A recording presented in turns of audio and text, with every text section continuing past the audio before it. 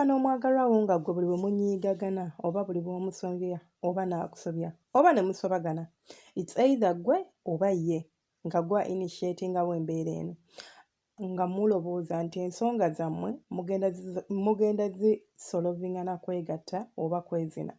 Abantu abasinga baba babuulira babagamba nti omuntu oba omunyiiziza mbu simanya bakayita na make up sex ndowooza mbu mugenda mu kisenge ne mwepimpina mbu ebintu ne biggwa. Mukwano, nze ekyo nkiyita kudduka bizibu byo.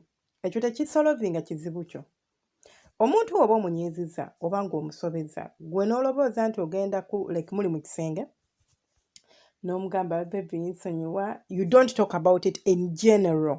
Bwe njogera okwogera ku kintu general, singa wabaawo obutakkaanya oba butuusewo wakati wange n'omwagalwa wange, nze ndowooza tulina kikola in a civil way. Ne ntuula naye ne mugamba kino sikyagala, I air out my issue, ne njogera kyonna kinjagala okwogera, ne yeetonda, then ne musonyiwa.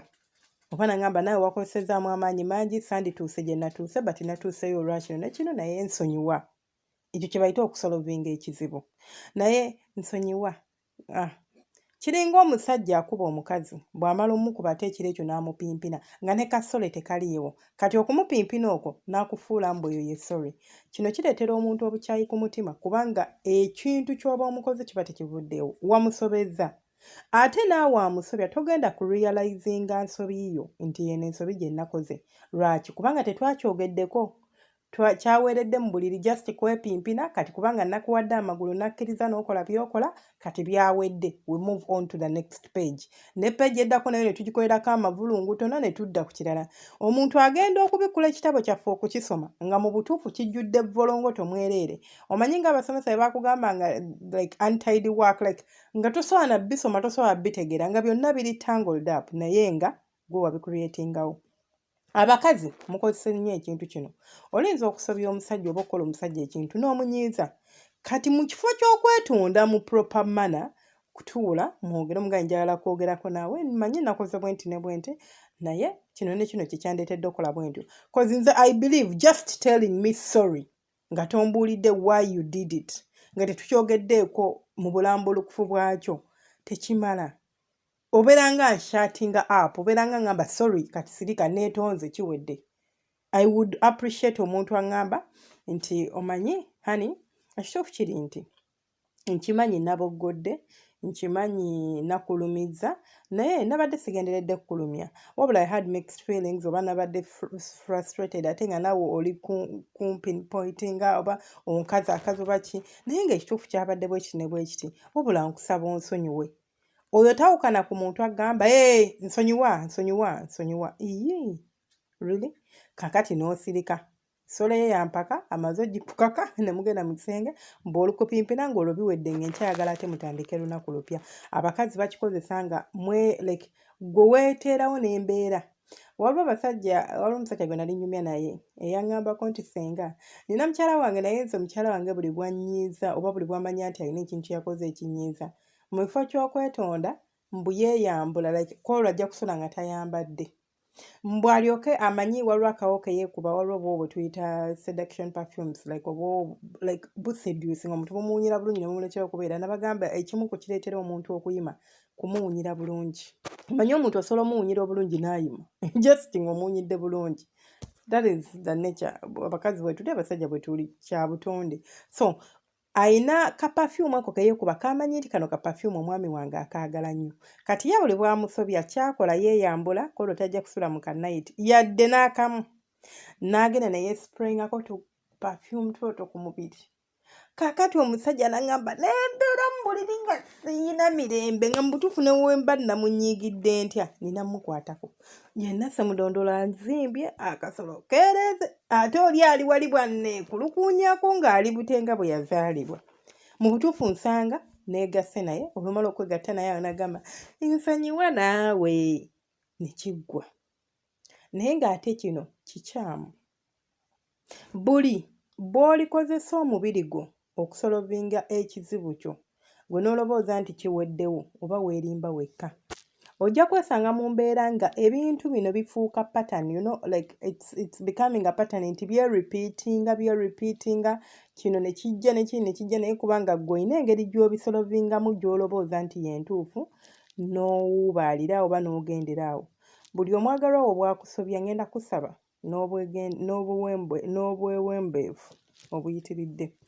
Ngenda kusaba nti bwe muba musoobaganye mugezeeko okutuula mu ngeri y'ekintu kikulu oba ey'ekisajja kikulu.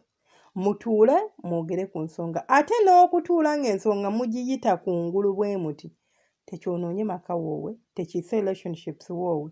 Osobola osanga omuntu ng'abadde n'omuntu mu relationship, nze nabagamba nti kizibu nnyo.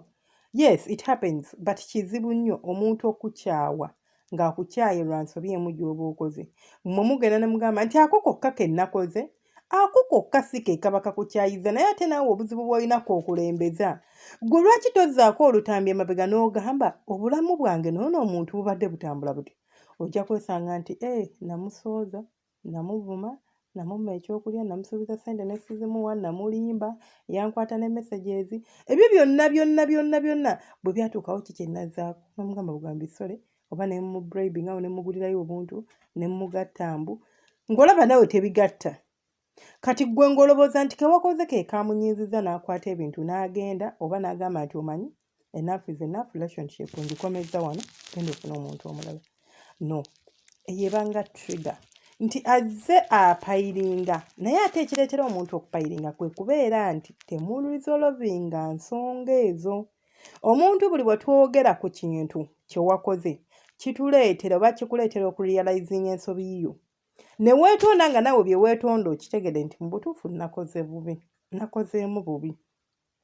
Bw'ofuna okulumirizibwa mu mutima gwo okwo, oba togenda kuddamu kukola nsobi eyo mulundi gwakubiri. Naye bw'otakufuna ogenda kwesanga ng'ensobi eyo ogiddamu kubanga like you know it's a formality. Ojja kuŋŋamba sole, it's a formality. Ogendagenda mu kisengo nkwateko you know nkuwe ate munnange baatugamba omusajja tomukuba mugongo, ne bw'oba onyiiza otya nange mbibagambanga wano bulijjo nti ne bw'oba onyiiza otya oli muweeko kiba kyoba omumma. Temumanyi kituuka ku musajja ng'omumye like ebirowoozo byafuna si birungi. So omuwa kati ate ye bw'akitwala nti kubanga weegase nange mbu it's fine, olaba yakkiriza. Kati ebyo byaweddeyo mukazi wange bw'atyo munnange ye tanyiiga. Tekuli ngono ku nsi muntu atanyiiga nammwe. Ng'alina feelings, ng'alina omusayingo ng'amba tanyiiga, ng'alina emotions. Buli muntu anyiiga naye obusungu bwe oba obunyiivu bwe abulaga atya. Kati oyo atabufulumya gwe golobooza nti nno ye bw'atyo. Be babasalawo ng'omukozi akantu kati niyo bw'ati n'agamba. N'asalawo nga mu butuufu ne bw'okola otya asazeewo akumaze. Munzikirize enkoma wano eno. Mukama abanjagalire, abankuumire, mubeere bulungi. Abasharing nga mukola kyatene bannayigwa ate na subscribe nga nja kusaba akagambo kolaba akamyufu awo wansi, either kamyufu oba ka black, kisinziira ku screen yo eri mu dark theme oba eri mu light theme. Nja kusaba osubscribing obeere ng'otwegattako.